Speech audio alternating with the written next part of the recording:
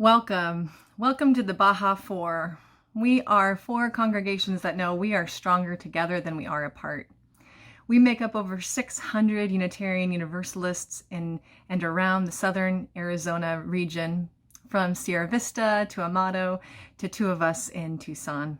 Welcome. We are so glad you are here. Today we're asking a risky question.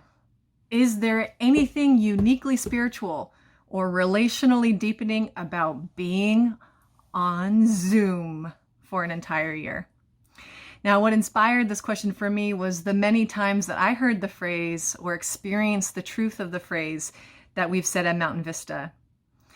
Wow, I have had more relationships and met more people and had deeper connections than I ever had when we were in person. Or when I hear people say things like, how do we take what we learned on Zoom and carry it into our in-person lives? Maybe these are things you've heard, or maybe you have wondered about them yourself. Now, this service is not a Pollyanna effort to make Zoom perfect. I am tired of Zoom, and my heart has been broken by the distances we've had to keep from one another, and I am tired of my little room in this little box, and I don't want to be away from each other any longer. And I know that this format hasn't worked for all people, but what we'd like to share is that our Unitarian Universalist tradition encourages us to see the meaning and make real and important our lived experiences. And here we are in this lived experience. So what kind of wisdom, what kind of spiritual practices has Zoom taught us? And how could we carry that into the many different platforms we will be in together in the coming year? I will light our chalice in the spirit of the question. What have we learned together this year on Zoom, and how will it make us different?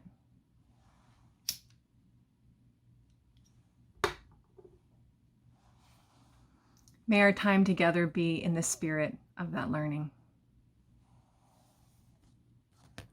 Now, one of our commitments as the Baja 4 is to acknowledge that the land we live on together has a human story much older than the present.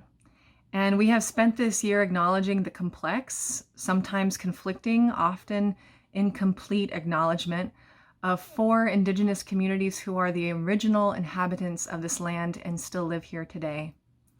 We honor the Chiricahua Apache, Pasquayaqui, the O'odham, and Opata peoples. Now, we say these names not because saying them somehow makes things right. It doesn't.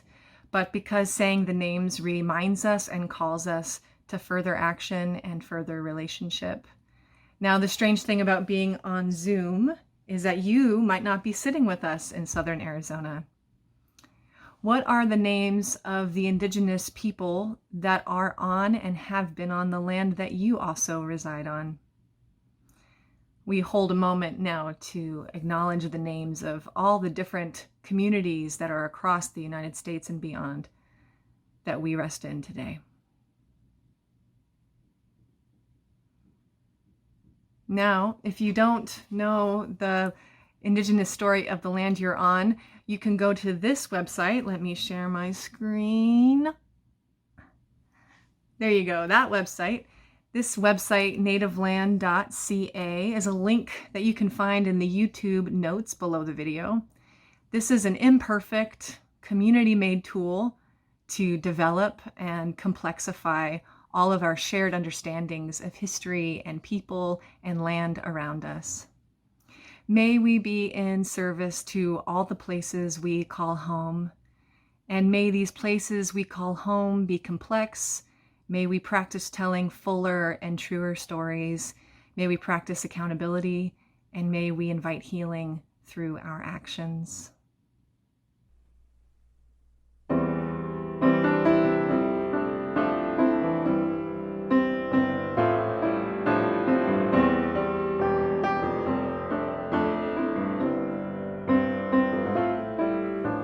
Let this be a house of peace, a of nature and humanity, of sorrow and elation. Let this be our house, a haven for the healing, an open room for question and our inspiration. Let this be a house of peace. Let this be our house of peace. Let this be a house of freedom, guardian of dignity and worth held deep inside us. Let this be our house, a platform for the free voice, where all our sacred differences here shall not divide us.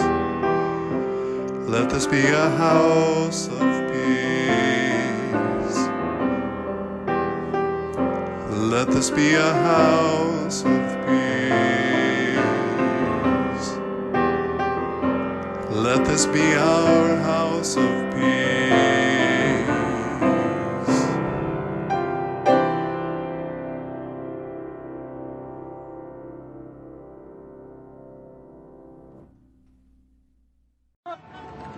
When I hear what we call music, it seems to me that someone is talking, and talking about his feelings or about his ideas of relationships. But when I hear traffic, the sound of traffic here on 6th Avenue, for instance, I don't have the feeling that anyone is talking. I have the feeling that sound is acting. And I love the activity of sound. What it does is it gets louder and quieter, and it gets higher and lower, and it gets longer and shorter.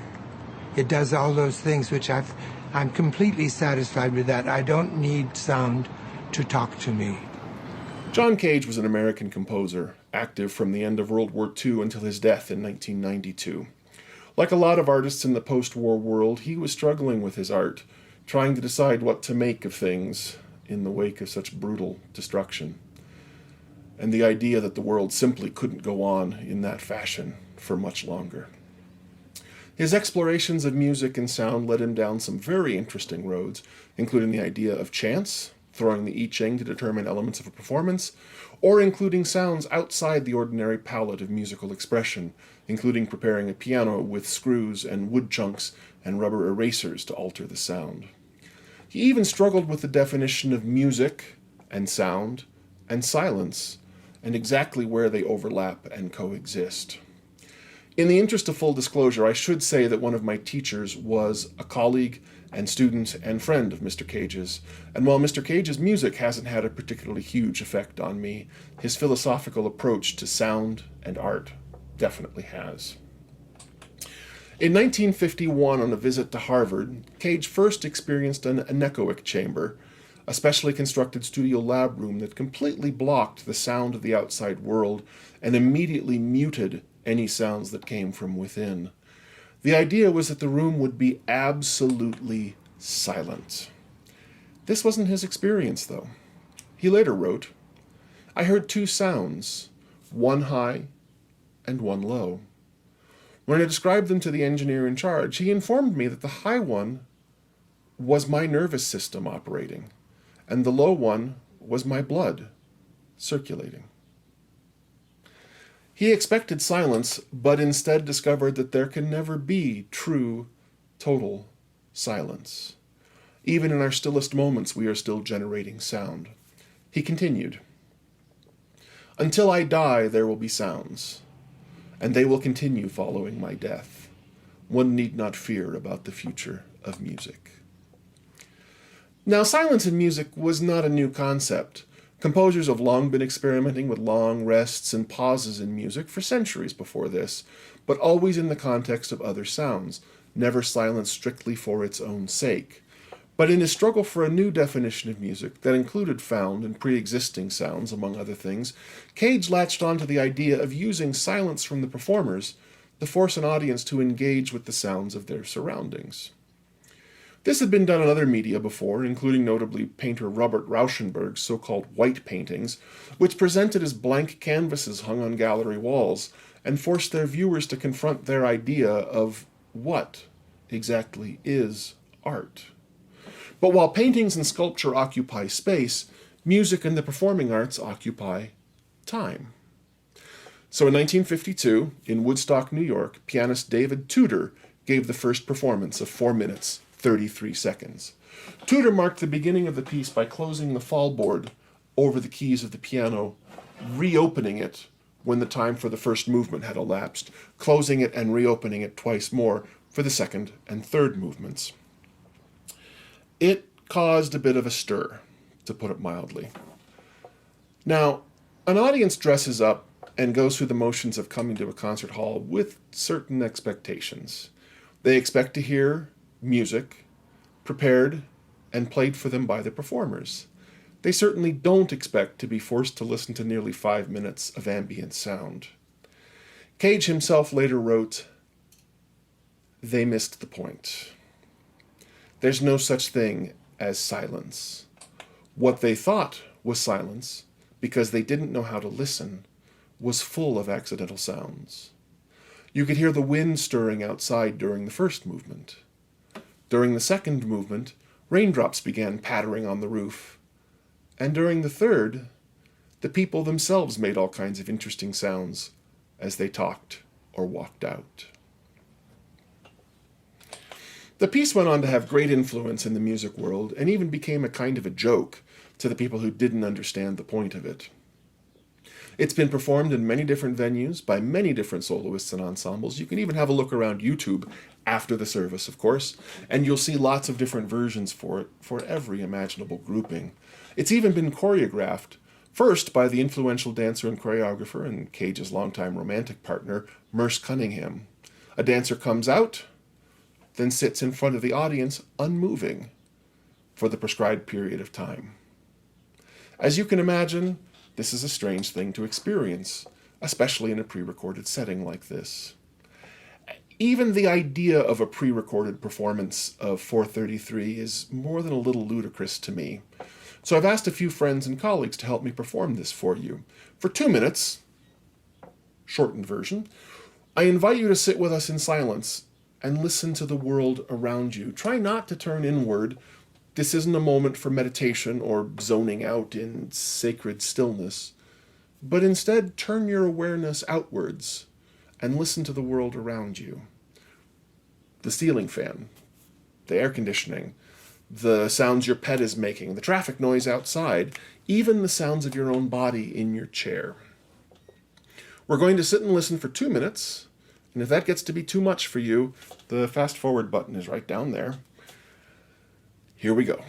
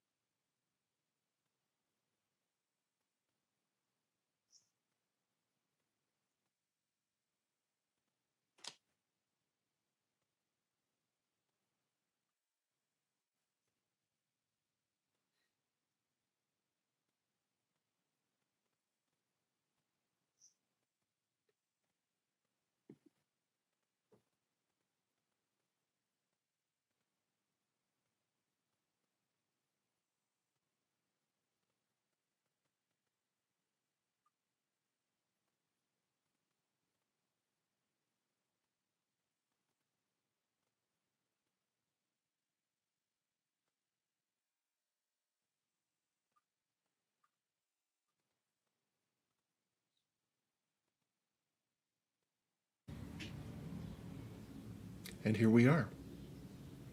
What did you hear? What did you feel? I invite you to perform this piece again for yourself and for your friends. The exact timing and technique don't really matter.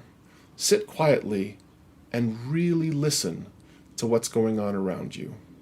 Engage with the soundscape of your world. Listen to the silence and hear what it has to say to you. Thank you.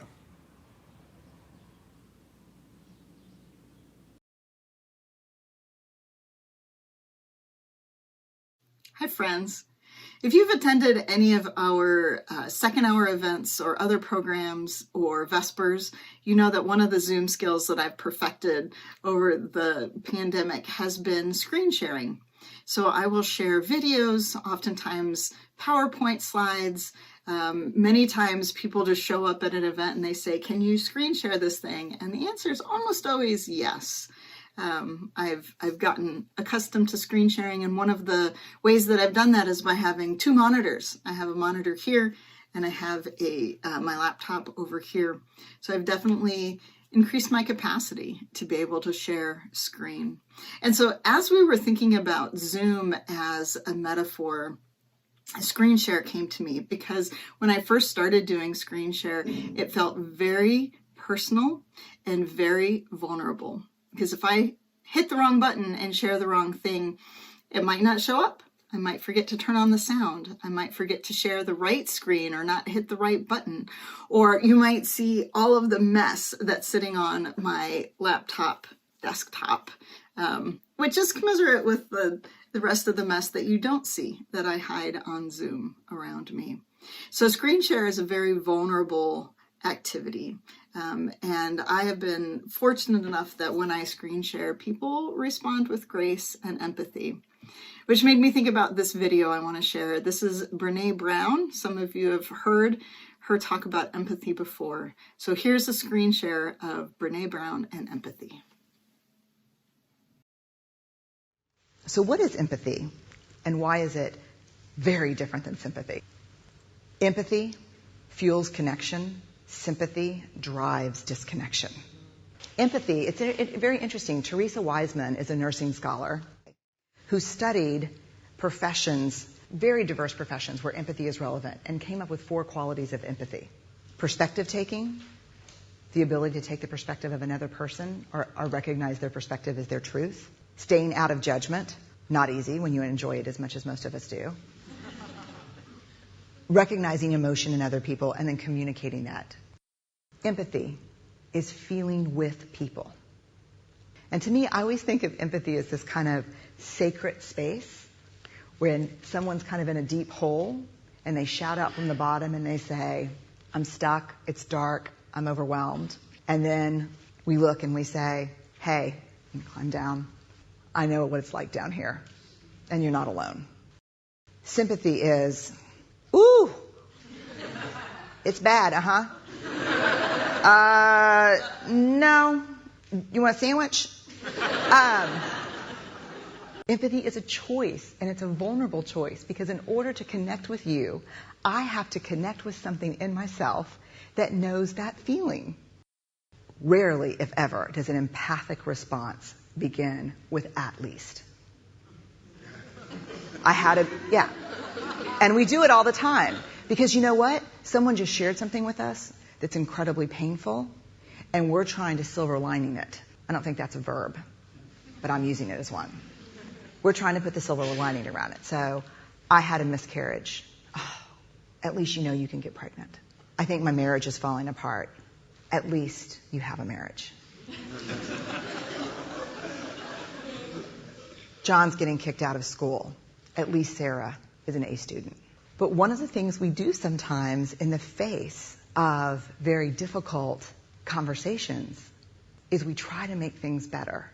If I share something with you that's very difficult, I'd rather you say, "I don't even know what to say right now. I'm just so glad you told me." Because the truth is, rarely can a response make something better. What makes something better is connection.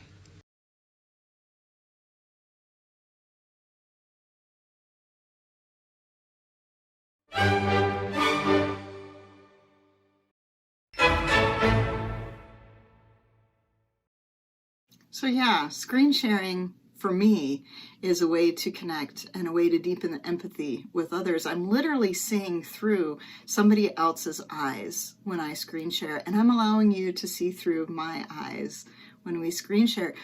And maybe I'm not screen sharing something serious, but like Brene Brown says, that by taking the perspective of someone else, by sharing their sacred space, that connection can make it better. And so screen sharing reminds me that I need to live into empathy when I'm interacting with others around me.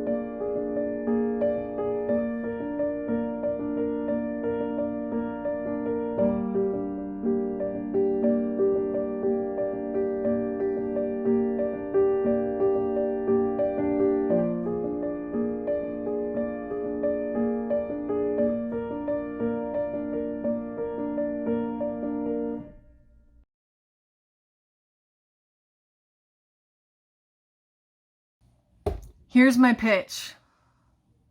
Zoom has taught us new ways of being in relationship. Now, I know it's been hard, and I know it's not everyone's preferred way of being together. And I also know some of us have chosen not to participate in Zoom because it doesn't work for how we listen or how we learn or how we relate. So there have been real losses because of this platform. This is not a homily romanticizing Zoom. Instead, I want us to sit with the lived experience of Zoom. And I invite us to think of Zoom like some kind of, unexpected, imperfect group facilitator of our community's experience this year. And like any facilitator of any kind of group process, it will not meet all of our needs or our people. No facilitator can. And like any facilitator of a group process, it can reveal to us the ways we might want to be in relationship differently, because it asked us to try on a different way of being for just a specific period of time. So today, let's take seriously the question many of us have been asking ourselves. How is it that I can have deeper and more relationships on Zoom? And how do I do that when I start meeting with people in person? Now, I'm going to hone in on 3 spiritual, relational teachings of Zoom that I have found meaningful for my future life. And there are absolutely many more. And perhaps a good question for you after you watch the service is, what are your spiritual and relational teachings from Zoom? But we'll start with mine. Here they are. Embrace what you do not choose. Risk revelation. Stay in the room longer than you expect. So Zoom spiritual practice number 1, embrace what you did not choose. Here's how it looked. You show up in Zoom, you found the ID and the link, you log into the meeting, someone is the host or the co-host, and they have the power to mute you, unmute you, prevent you from chatting on the side. I see you, I do it too. Or make it so that you have to focus on certain faces or hear certain voices or see someone's screen. And then horror of horrors, They have the power to put you into a small social group breakout session with people you did not choose. This is a spiritual practice. Can you believe that we let people do that? On Zoom, we have this temporary shared willingness to not be entirely in control of our social experience. And we choose to embrace things and people we did not choose. So this is the first spiritual practice, embracing what we don't choose.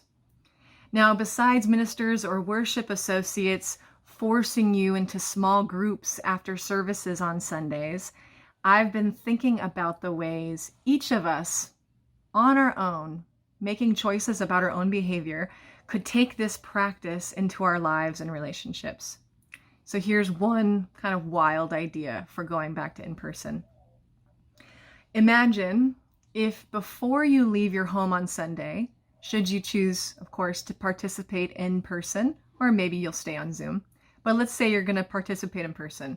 Before you leave your house on Sunday, you imagine the building you're going to empty. The pews or the chairs, the coffee hour space, the socializing spaces. Imagine it all empty. Then, in a spirit of meditation or prayer, you pause. Like a museum, you let yourself be drawn to a different place where you might sit or stand or snack or sip your drink that day. And before you arrive and before you see who else is sitting or standing there, you commit to whatever might happen in that pew, that chair, or that table. Is it a wild idea? Totally. But I think that experience is possible. The risk, embracing the risk of not being in total control of what happens next and inviting it to come to you. Now, I had an experience like this when I was a chaplaincy intern. I was a chaplain at a bustling nonprofit for folks who were just coming out of incarceration. And there were hundreds of people there every day. Now, as the chaplain intern, it was my job to have spiritual conversations with people and learn from them and grow and build relationships. And so I spent my first bit of time chasing people through the nonprofit, trying to have profoundly deep and meaningful conversations. I'd follow them into offices or classrooms or beg them to talk to me on stairwells. I kind of tried everything. And finally, a mentor said to me, I think I have a suggestion for you. Perhaps you try too hard. Perhaps what you need to do is pick a chair for the day and sit there. That is exactly what I did. Now, releasing my need to control what would happen around me, who I wanted to talk to or who I thought I needed to talk to, and choosing instead to make myself available to what I did not choose and to see it as a gift was a spiritual practice. Now, when you find the chair, we get to Zoom spiritual practice number 2, risking revelation. Now, our Baja 4 music coordinator, Chris Tackett, used to start all of these services with the phrase, "Welcome to my living room." Now, that experience, Zoom at the beginning, was a strange thing for all of us. We're used to meeting in public spaces, but suddenly we're Zooming from personal offices and kitchens and bedrooms, that's what's behind the screen, and sofas and patios, and we saw fragments of each other's lives. We saw family members popping in and out. We saw each other's personal prayer or meditation spaces or bug collections or book collections or gardens. We saw sweatpants and sleepy faces, of course. And the reality is that that blurred boundary, that now we were suddenly everywhere, was a great stress for many of you, many of us, especially for those of you with families at home, navigating being on your computer, children on other computers, trying to keep it all together. There was definitely loss.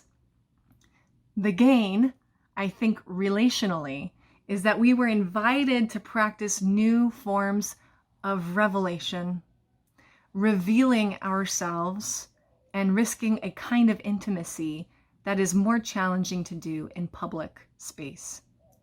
Now, some of that was about being in each other's personal spaces together, but some of that was also the choice to reveal who we are when we're less defended and powdered up for public space. And some of that was also our willingness, where we relinquished some of our control to receive powerful questions and prompts that guided us there. Now, one activity we did at Mountain Vista was a Zoom scavenger hunt. The leader of the scavenger hunt on Zoom would name intriguing categories of items that then Zoomers had to go find in their homes. For example, it'd be like your favorite coffee mug or something someone important made for you, or a thing that represents how you were in high school, or a thing that represents a spiritual need that you have right now.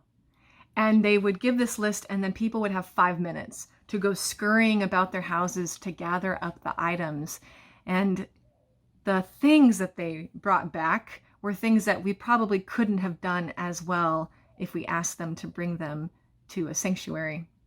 People came back with treasures from their lives. They told stories, often with tears, and they would reveal things about who they were that public space might normally make more difficult. And of course, when you reveal who you are, you might be unsurprised, but also surprised to find the revelation mirrored back for you. So the wisdom there then is this, that to build relationships that matter, that feel deep, we have to risk sharing the things that matter to us. Now, we don't need a skilled facilitator to make prompts for us, although of course it helps, but each of us can choose to ask each other questions that lead to revelation. We do this first by noticing what matters to us, what is tender or what is hurting, what touched our hearts in a service, what brought us to tears. And if we can touch that place in us, the next move is to risk inviting it in others. The practice is risking asking as much as it is risking revealing. This is intimately tied to Zoom's spiritual practice number 3. Zoom spiritual practice number 3 is stay in the room longer than you would have. So how it looks on Zoom, we embrace the risk, we give our power over to a host and co-host, we're put in a small group breakout room, we're in a conversation with people we didn't choose, very often about topics that we didn't choose. Wow. The task, once we get there, is to stay in the room. Fully present, muted, choosing very intentionally when we unmute. This is not a simple task. It is easy to find a reason to leave the room, especially when we didn't choose the room. In our culture of politeness that sometimes errs on superficiality, silences or missed connections or discomfort or difference can be totally acceptable moments where we have permission to start looking for the exit door. But politeness in our church communities isn't our goal. Covenant is our goal, and covenant means choosing to come together to practice a different way of being in relationship. So an ethic of risk and a practice of revelation is made valuable and is made whole by an ethic of presence. When we risk being in a situation we didn't control, and then we risk revealing ourselves, and we risk inviting revelation from others, we have to stay in the room, present, long enough to really witness what shows up there. Now, this might mean choosing to stay in it with a person we have resisted or distanced ourselves, or maybe a person we've felt some disconnection from. It might mean choosing to stay with a conversation that ebbs and flows and pauses without rushing to fill the space or rushing to leave the space.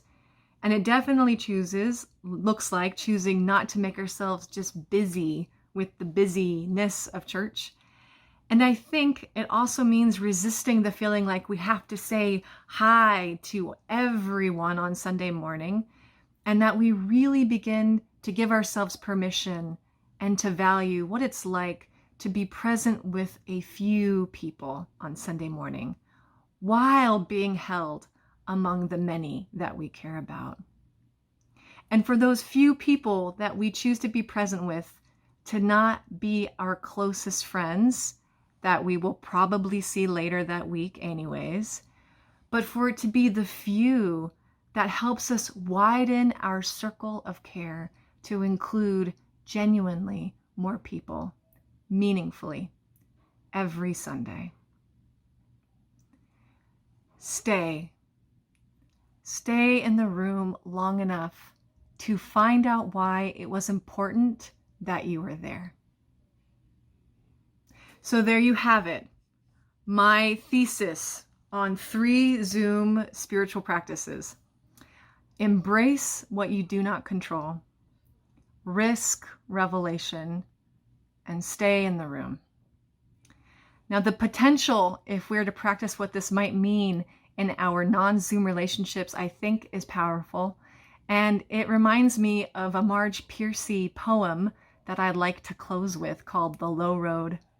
Now, Piercy is a feminist writer, and the longer version of the poem that I won't read today imagines all the hard things that happen when we choose to go it alone.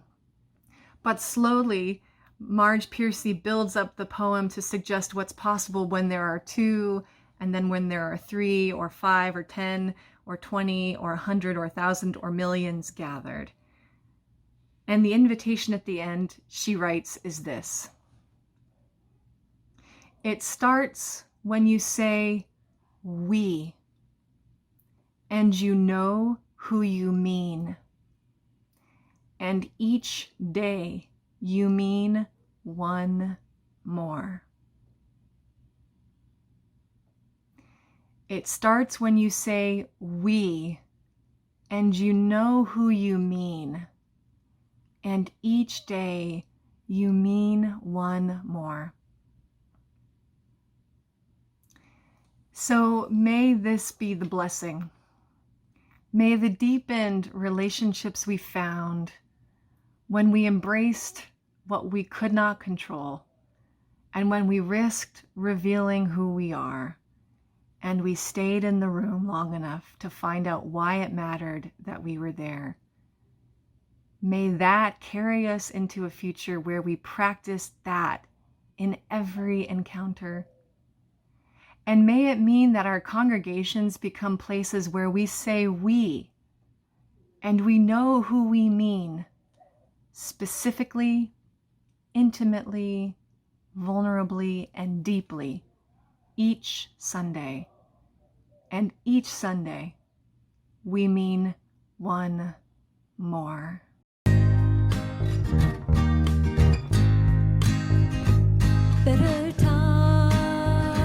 Better times will come, better times will come.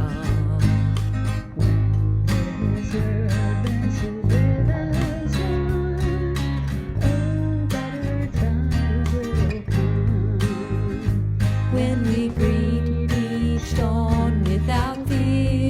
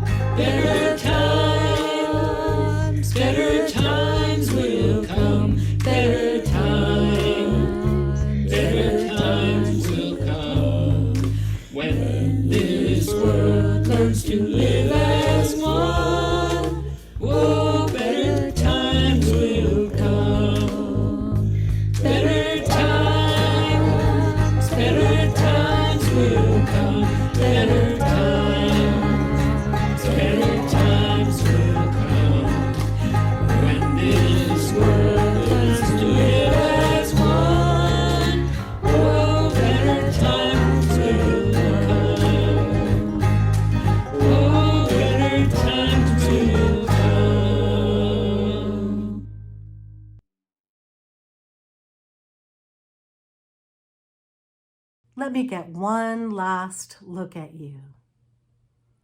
Is that your real room? What is that background? I've noticed that some people linger in our church buildings. The people who stayed beyond worship and social hour often were the ones who were cleaning up or downing the coffee or in the corner in a deep conversation. But it still happens here. There are still people who stay on after the Zoom meeting for that last bit of conversation, connection, community. So I want to ask you in our last few moments, what have you learned from this year on Zoom? Have you stayed longer in this room than you might have? Have you had deeper conversations with people you might not have before? What have you learned? And what have you learned from these 15 months? I've learned that I like meetings where I get to see faces intently looking at me, and I get to gaze at each person while we talk. I love meetings where each person speaks one after the other, only ever speaking over each other when an unstable internet causes hiccups. And I've learned from this year that the world is full of vulnerable, valuable humans, that our beleaguered planet is beautiful and needs protection, that there are voices on the margins that I hope to listen to intently. That is my hope for this world. What are you going to take away after these 15 months? What are you going to take forward? I value human company, and I have also learned that from wearing something as simple as a mask, I can do simple steps that make big differences. So I'm sorry I can't make you co-host so you can stay on, but I hope the sounds and sights and words of this worship linger in your heart and mind and nourish you. I hope you go forth knowing just how valuable, just how loved, just how needed you are.